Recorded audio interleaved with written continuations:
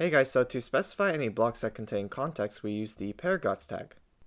So we can write any kind of text here. And to specify any line breaks, we use the BR tag. We can also add different symbols that are outside the Roman alphabet. So if I wanted the copyright symbol, I would go to the site and then I would search copyright and I would copy this ampersand, copy, and then semicolon. So I would go here. So it'd be ampersand, copy, semicolon. Now, if we want to indicate that some text should be emphasized or displayed strongly, we can have the emphasize tags. So this would be emphasized, and then this would be shown strongly. Note that the strong and M tags are not the same as the bold and italicized tabs. Strong and M is used for pure semantics, indicating how strong or emphasized a text should be.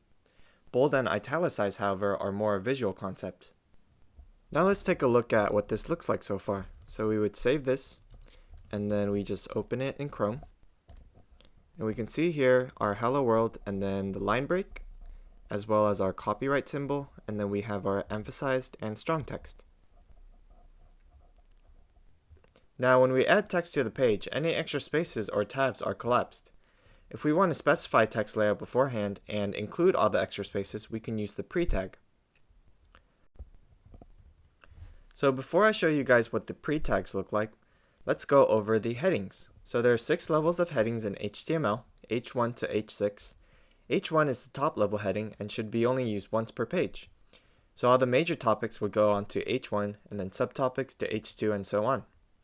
Headings are really important because they play a major role in search engine page ranks. So headers should be based on what the contextual hierarchy is. So don't pay attention to the size of the headings right now. We can change that later through CSS. And don't skip any headers, so don't go from H1 to H3. And don't use them to mark up a subtitle. So instead of using H2 for a subtitle to H1, we can actually just use the paragraph tags for a subtitle. And lastly, these are some extra tags that you should go over on your own. We have italicized, bold, some small text, and so on. And we can also have some quotations in case you're quoting something, and abbreviations, definitions, and so on. And there's also computer code if you want to display any computer code to the user. And lastly, let's check out our browser. So we would open this file. And we can see here that the spaces disappeared for the paragraph tags, but they didn't for pre. And we have our main heading, secondary heading, and tertiary heading here.